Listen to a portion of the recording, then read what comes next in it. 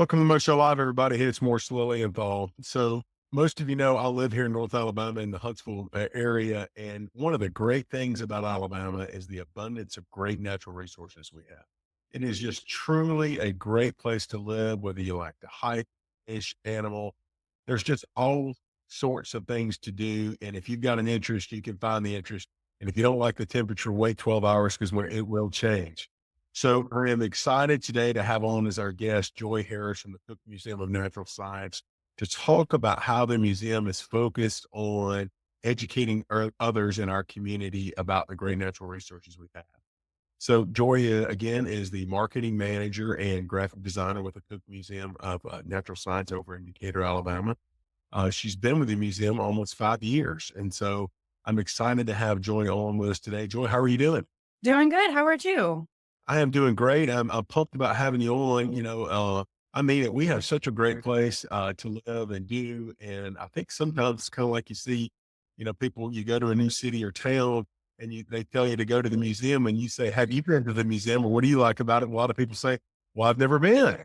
And Right. so I'm excited to share with everybody the great resource that your organization is for our community and for our schools, things that we'll talk about and do. And so I'm excited about having you on today to talk about that. So, folks, if you're watching the show live, please share it out. And if you're watching the recorded version, please share it out so we can get some more eyeballs on it. Because I think you're going to find out there's a lot of great things sitting under the museum that would be a great resource for you and your family and students in your community that you may not be aware of. Joy, can you take just a minute and kind of give our audience a kind of a history lesson about the Cook Museum of Natural Science and kind of talk a little bit about where this all stemmed from and where it started and how it got to Yeah. the current museum? Yes. So we have a great, robust history in Decatur. So our founders, the Cook family, they own Cook's Pest Control, and that began as a just a small personal insect collection that John Cook Sr. owned. He was using that to help his employees understand entomology a little bit better. And so now that collection that started before 1968 has grown and includes a wide variety of mountain wildlife, rocks, seashells, all sorts of wonderful natural specimens and objects. So in 1980, they opened the Cook's Natural Science Museum. That was a small, free 5,000 square foot area. And now in 2019, they opened up the multi-million dollar Cook Museum of Natural Science. And so we got to celebrate our 5th year anniversary back in June. So Okay. it's been a great time. Well, tell us a little bit like the museum in terms of the size. So the old museum was about 5,000 square foot. Approximately how big is the current museum and what people expect The when they start? current museum, I don't know that our exact square footage, but that small museum, that 5,000 square foot museum would fit inside one of our event spaces now. So we have a huge upgrade. A lot of people are surprised that this is located in downtown Decatur because it is a high quality, first class museum, a wonderful resource for families and educators and schools. So we feature almost all of the North American nature that you can find. So if you're exploring North Alabama, you're exploring your backyard, you're exploring anywhere in North America, we try to cover how wonderful and amazing that life really is in that area. A lot of people think of biodiversity, they think of the Amazon, they think of rainforests or African savannas, but Alabama is number 1 in biodiversity in a lot of different areas, things that you would not have considered, things like, uh, carnivorous plants. Well, Okay, so all of that wonderful stuff. it is true. Like I was joking, but serious at the same time. We do have in terms of the temperature swing that we see a lot of times here in Alabama. Well, Uh, that does play a part of it. it does. And we have a lot of great natural resources here. And I think that's a great segue into talking a little bit about what a visitor can expect. So when a visitor comes in and walks into the various exhibits. And I know we've got some slides that you may want to show and use as some talking points, but can you kind of walk us through what a visitor experiences when they come to the museum? Absolutely. So we have, in addition to our interactive, immersive exhibits, we also have lots of live animals, over 80 species of fish, amphibians, reptiles. So that's snakes and alligators and a lot of fun things like that, in addition to live insects. So, um, if you look at the slides that we have prepared, we do have large building that houses all of these wonderful things. We also have terrariums that have all of our live animals. So this is a chuckwalla that this child is getting to interact with. We do have a wide variety of species that you can come and enjoy. And it's really for the entire family. So, personally, I got to bring my, niece when she was 18 months old, and my brother, he was probably, like, 34 at the time, and she loved being able to point out every animal that she could identify, but then he spent 20 or 30 minutes trying to make his own habitable planet in the looking up exhibit because he's an aerospace engineer, and he was geeking out over some of the fun interactive things that we have. So it's really for absolutely everybody. If you enjoy nature, you're going to enjoy exploring our exhibits. So they're, like I said, they're very immersive. You feel like you're in the cave. You feel like you're in Mhm. the ocean. You can get a diver's eye view at a coral reef tank. You can um, touch a meteorite from outer space. You can build a volcano at our kinetic sand table and watch it erupt. So we just have a very large selection of ways to learn and interact with nature. So we made sure that everything is as hands-on as possible. Everything is not just reading a plaque about science. It is applying it and getting to experience it firsthand. So That's so careful to me, when you're especially when you're dealing with children and doing that, children really can get involved in the experience and being able absolutely. to touch or interact or being immersed in there like you're walking through the caves of the slides you just showed and those kind I really think that helps draw in kids, and do as opposed to just I mean, certainly from it's important to explain to them the history of the species or information about it, but being able to get involved and see it and kind of feel like they're in the ocean or in the desert or Right. in there really, I think brings home the exhibit to them, and I think that really brings home the learning experience. Right. Well, part of the reason that we made sure that everything is so tactile is because everybody learns differently. Mhm. We're going to have the information there for you to read, but you're also going to see it. And then hopefully you'll get to come take a field trip or take one of the science classes. And so add that extra component that really not only educates you, but gets you excited about that science. So you Right. want to learn more. You don't feel like you're being educated. You feel like you're just engaging with nature. Yeah. Well, I think that's so important. I mean, you're so right. People learn different ways and do. And then when you can start hitting it from different segments and doing, and people can pick up a nugget one way and might hear it this way and then experience it this way. So keep walking us through what the other things we see here. So you can visit just about every North American biome under our roof in our air conditioning.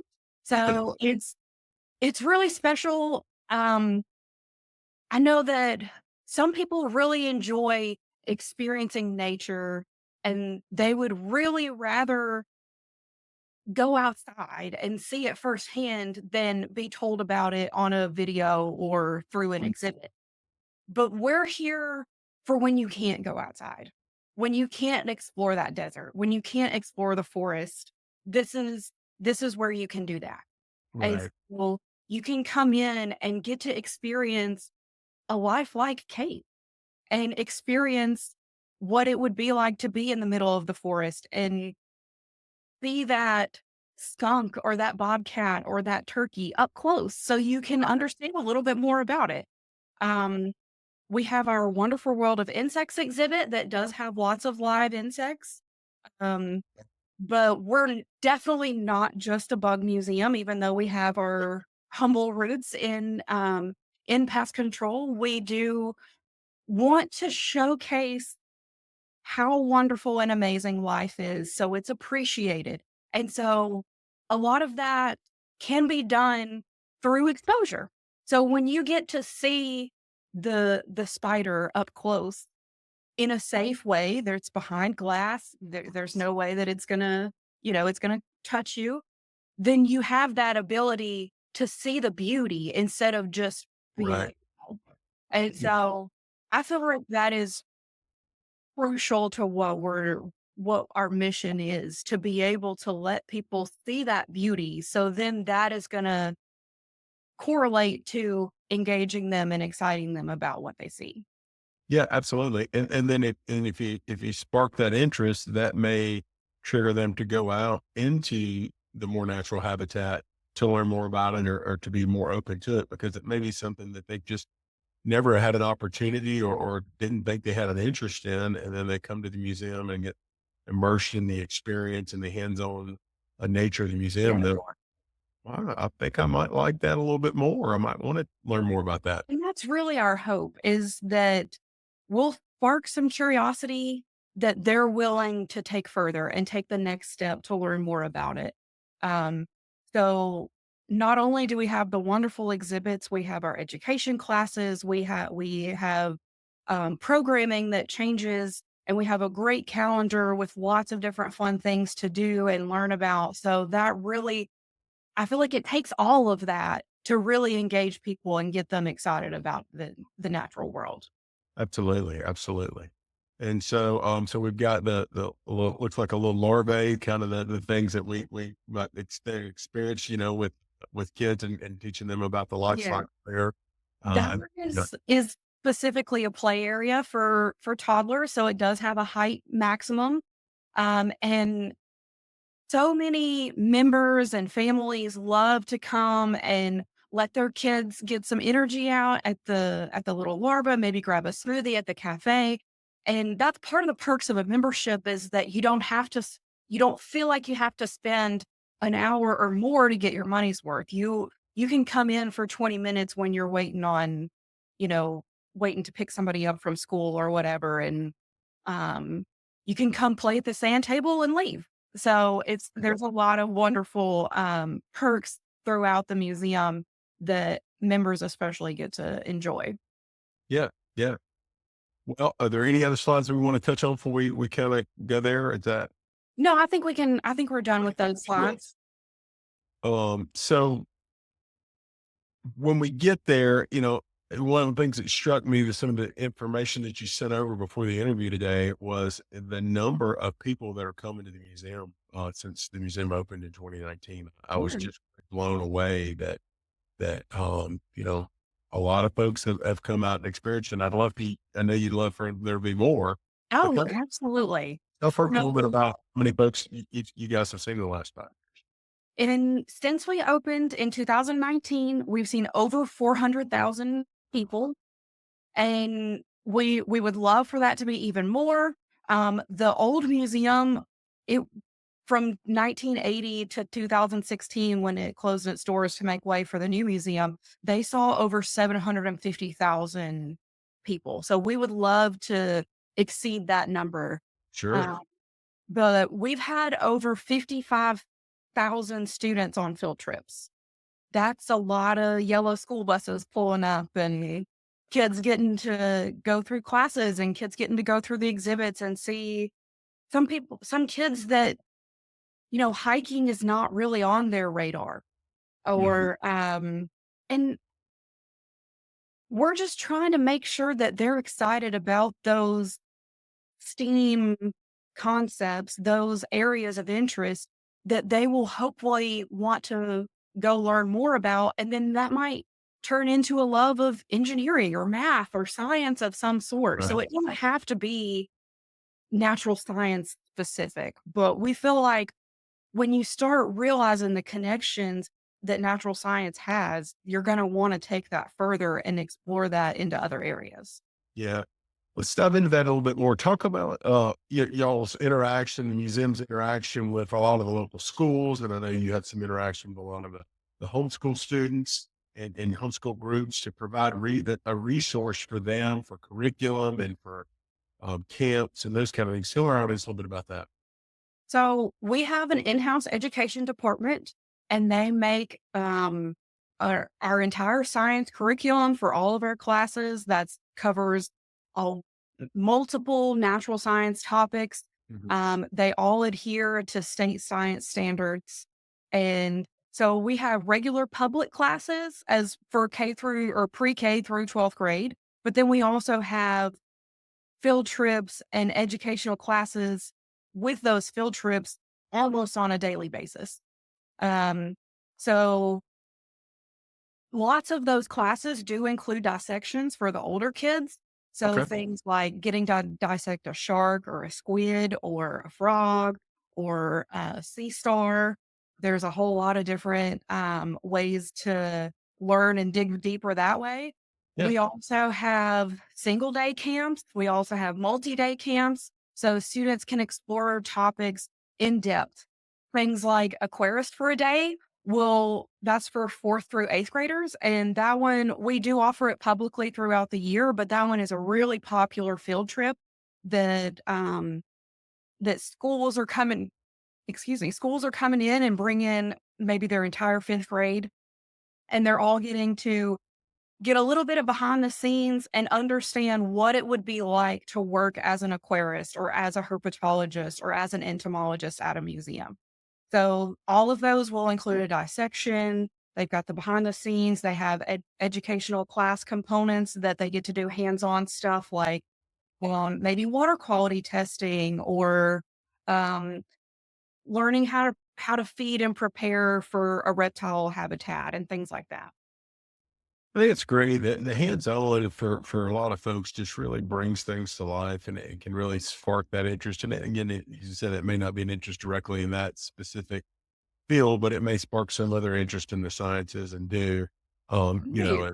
it's just really neat and do, and dissecting things is something that I've done over the years when I was actually, believe it or not, have a biology degree. Uh, Okay.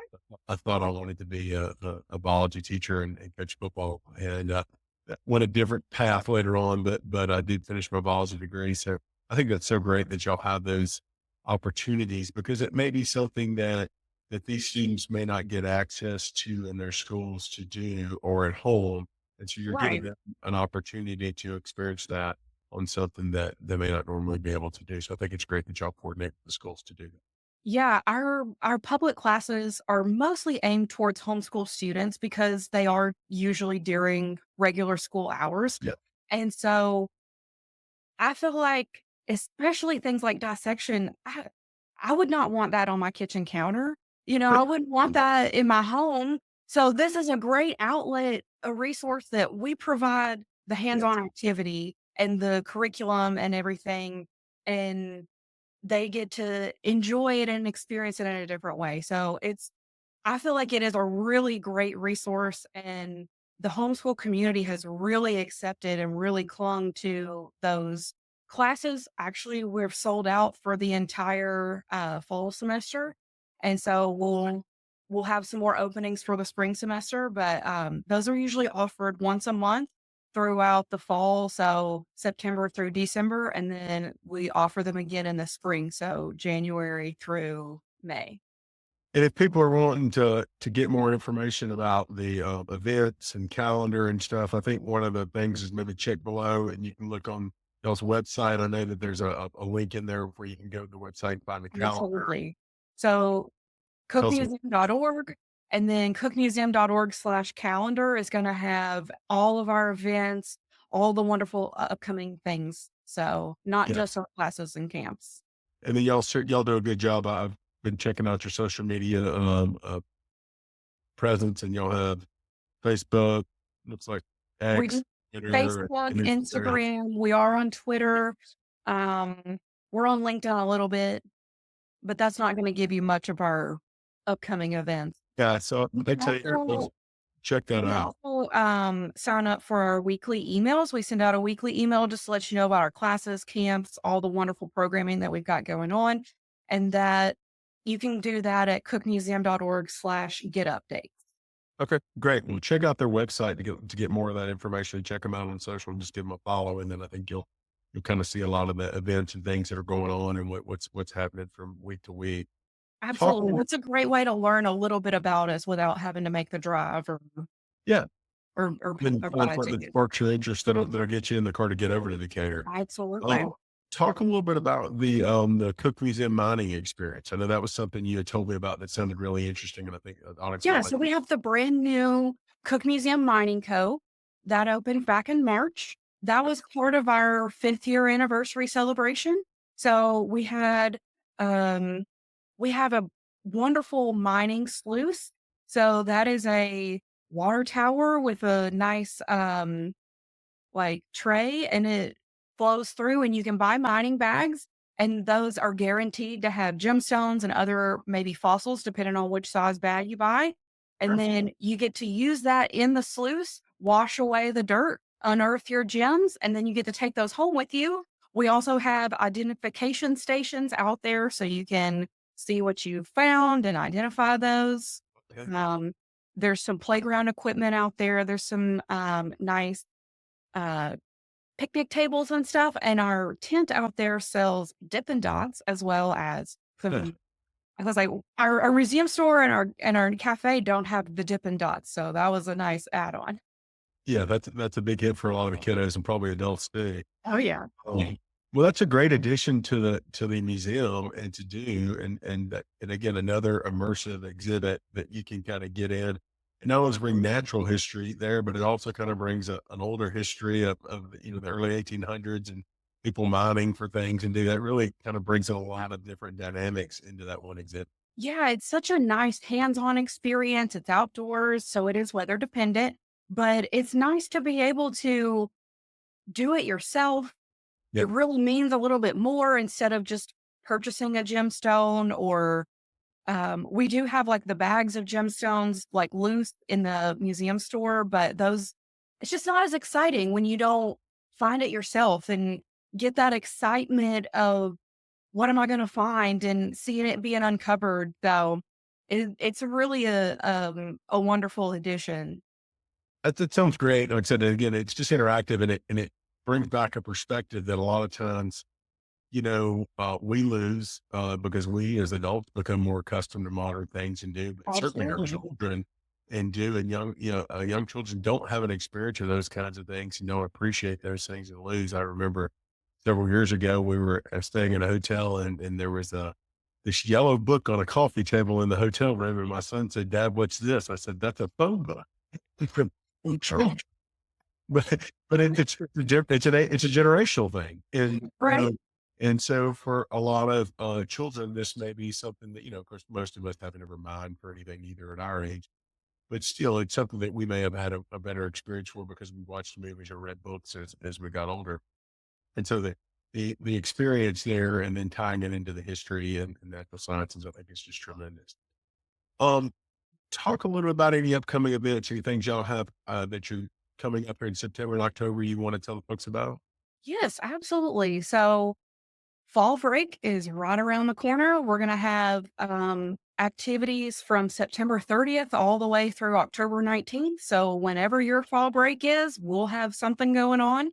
We've got things, regular calendar events like live animal feedings, craft and coloring, stories in the store. So, all of those are going to be for most any age. The stories in the store is for the younger crowd. Craft and coloring is for anybody that enjoys get into color, and do a little craft and stuff. Then we Right. also have the live animal feeding, so that's gonna be for the whole family to be able to enjoy and maybe ask some questions when that's over with. We also have things like live animal meet and greets. So we have several animal ambassadors that, are live animals that we are able to bring out at public displays, so you can learn more about those animals um, through presentations and meet and greets. And we have weekly science on the spot presentations. Those are short, maybe 20-minute presentations on different topics every week. So there's so much to see and do. So even if you come multiple times in a month, there's still going to be something new to do. Um, we have Scout Day. So that's for, we'll have a discount for any scouts that are in uniform and their family and friends that day. Okay. That'll be Saturday, September 21st. The following weekend, so on Saturday, September 28th, we're going to have Birds of a Feather Fun Day. So think live bird and lots of interesting things about our high flying feathered friends.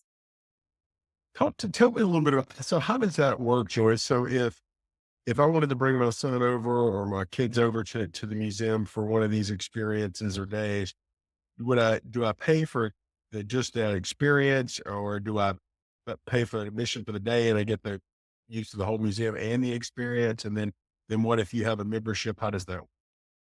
So a membership, you're gonna pay a one-time yearly fee, and you'll get free general admission for an entire year from whenever your membership starts. So it's not a calendar year, it's from the beginning of your membership.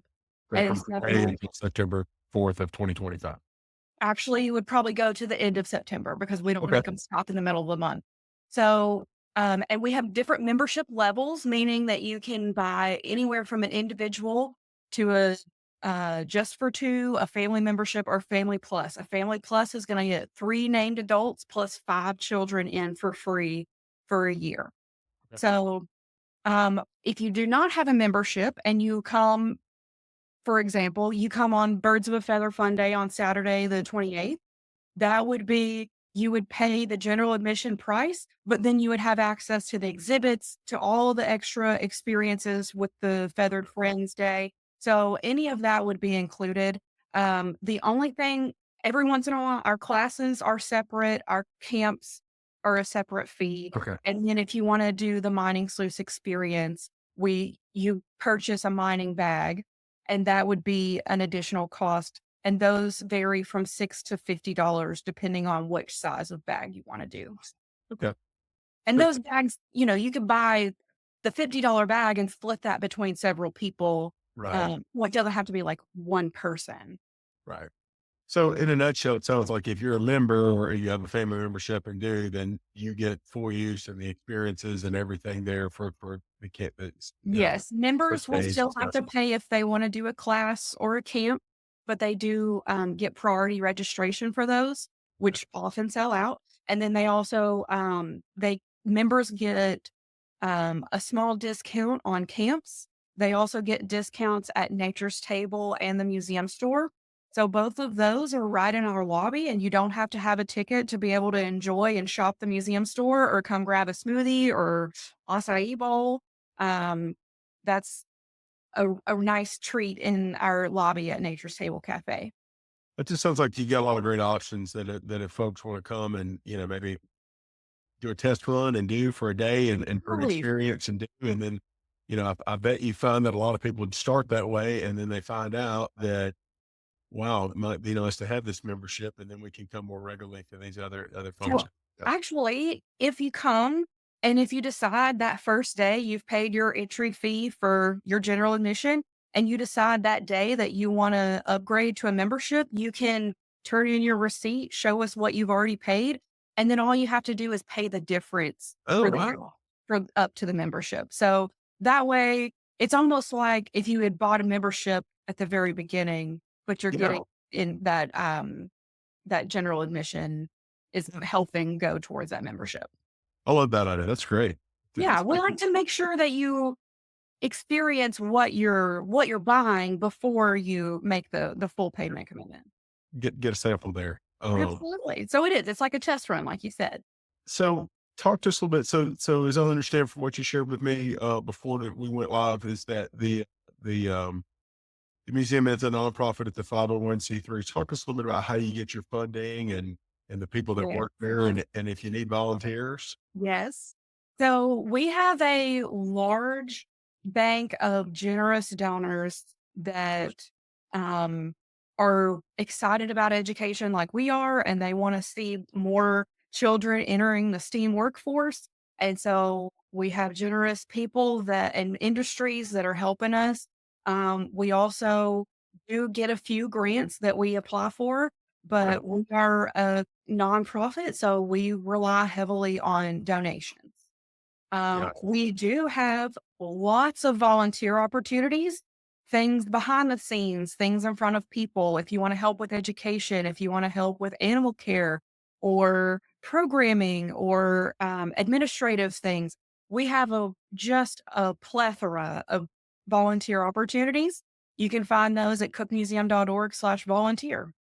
Okay. Well, folks, again, if you want to learn more, jump on their website, follow them on social, and then just Yep. take time. And I think you guys are open Monday through Friday, and then are you open on Saturdays right now? We Kind are of. open on Saturdays, so we're open Monday through Saturday from 9 a.m. to 5 p.m. That's all year long. And then during the summer, which we just changed to our regular hours, so from Memorial Day to Labor Day, we're open from noon to 5 on Sundays. Okay, kind of the public swimming pool rule there, and Yes, so yeah, very, very similar. yeah. Well, Joel, thank you so much. This has been just truly, really, really interesting for me, and to learn a lot more about this. And again, as I started off the show talking, it's kind of one of those things when you go to a new city and somebody says, "Oh, you should go check out this museum," and then you ask and find out they've never been to the museum themselves. And yeah, Right. so I think it's great to know this resource exists in our community, and it's great to hear that over 400,000 people have taken that experience and taken advantage of it. But we want to bump that number up, Oh, and, yeah. and so we want to ask everybody, hey, check them out, take a minute, go out there and do a test run, and then if you like it, it's Tell really your simple. friends. You just turn the receipt in and just pay a little bit more, and then you can be a member and you can come as Right. often as you want. It is. Joy, anything else you want to share about the museum or do as we close out? If you like it, tell all your friends about it. If you haven't seen us, but you wanna come check us out, we're definitely worth the drive over. Um, and I think you'll be very impressed. Yeah. I think you'll really enjoy getting to experience nature in a different way.